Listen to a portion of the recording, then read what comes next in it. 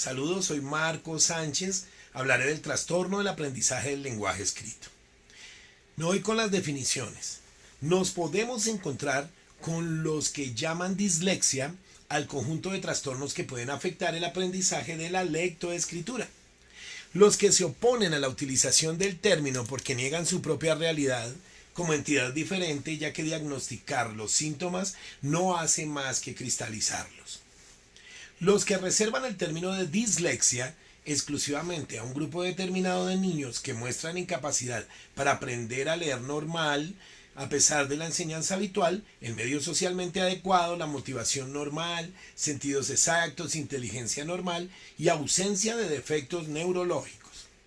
En cuanto a la etiología, son muchas las teorías que se explican como es natural cuando se trata de un cuadro de contornos indefinidos y sin sustrato orgánico evidenciable. Las dificultades del lenguaje escrito, o sea, la dislexia, se interpretan como la manifestación o la cristalización de dificultades instrumentales funcionales. Se aduce a una determinada inmadurez de ciertos aspectos considerados necesarios para un buen aprendizaje de la lectoescritura. La dislexia se debe a trastornos constitucionales o hereditarios. Es la postura de muchos médicos. Los trastornos del aprendizaje de la lectoescritura se consideran como un caso más del amplio abanico de trastornos del lenguaje. Su interpretación se lleva a cabo desde un enfoque psicolingüístico. Algunos autores incluyen los trastornos de la lectoescritura en cuadros generales en relación con determinados rasgos neurológicos, una disfunción cerebral mínima. Estos trastornos derivan de la ansiedad que se crea en torno al tema del aprendizaje de la lectura desde los primeros años y de la que el niño difícilmente puede librarse, ya que al estrés del colegio se suman la presión familiar e incluso el peso de una reeducación. La escuela es la principal culpable del rechazo que presentan algunos niños y que se traduce en un aprendizaje insuficiente de la lectura. La otra explicación, exógena, se centra en los métodos de aprendizaje. Su influencia se debe buscar más en las formas de aplicación, mayor o menor rapidez, grado de individualización, actitud negativa o positiva del profesor, etc., que en los propios métodos. En cuanto a las características clínicas, decir que un niño es o no disléxico no tiene efectos prácticos, ya que no nos dice qué decisiones debemos tomar entre las distintas opciones que existen para ayudarlo. Podríamos decir, sin embargo, que tiene tal nivel de lectoescritura que ese nivel es significativamente inferior al nivel de su clase o de su edad cronológica o mental, y analizar cuáles son las dificultades más frecuentes que presenta en la lectura o en la escritura. Deberemos añadir a continuación si esa diferencia está asociada a otros déficits de aprendizaje escolar o no, a dificultades lingüísticas, a nivel oral, a trastornos evolutivos en aspectos perceptivos y motores, a limitaciones cognitivas o a conductas que manifiesten alteración de su relación social o de su personalidad. Para tomar finalmente una decisión orientativa, debemos conocer también sus circunstancias familiares, antecedentes personales, características básicas del entorno escolar, tipo de colegio, métodos que se emplean, los números de niños que pueden haber en el aula de clase, etcétera, todos esos factores. El defecto básico de los test predictivos es que se limitan a las únicas capacidades del niño y no nos informan sobre su comportamiento, el entorno, circunstancias, etc. Las maestras que tienen forzosamente una visión global del niño con quien conviven a diario, al parecer sintetizan con mayor éxito el conjunto de factores. Deben formar parte del grupo de riesgo los niños que, por ejemplo, presentan dificultades de habla o del lenguaje, presentan conductas de inadaptación en las tareas de grupo, es decir, la falta de atención, hiperactividad, pasividad, etc. Los niños que presentan dificultades perceptivas manifiestas, observables en el dibujo o los juegos sensoriales, clasificación, encastramiento, etc.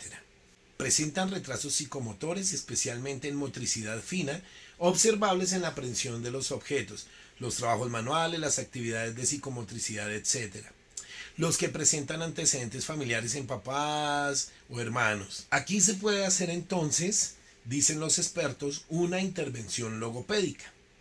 las modificaciones que deberían ser introducidas en la escuela parece que las más eficaces pueden ser reducir el número de niños por aula o incluir a un profesional de apoyo. Evitar un aprendizaje excesivamente precoz. La postura más realista consiste en no iniciar el aprendizaje formal de la lectoescritura antes de primero. Debe ser posible hacer coincidir varios ritmos de aprendizaje en una misma clase. Por otro lado, evitar que la lectura se convierta en el centro obsesivo de toda la actividad escolar es complicado. Procurar, sea cual sea el método, que su aplicación sea viva, activa y siempre que sea posible lúdica. En cuanto más juego se pueda, los niños mejores desempeños tendrán. Da la impresión de que los buenos lectores tienen más automatizados todos los procesos de tratamiento de la información, tanto desde arriba como desde abajo, y pueden dedicar así a la comprensión e interpretación del texto un tiempo y un esfuerzo que los malos lectores invierten en parte en la resolución de los pasos intermedios. Distintos enfoques de la intervención.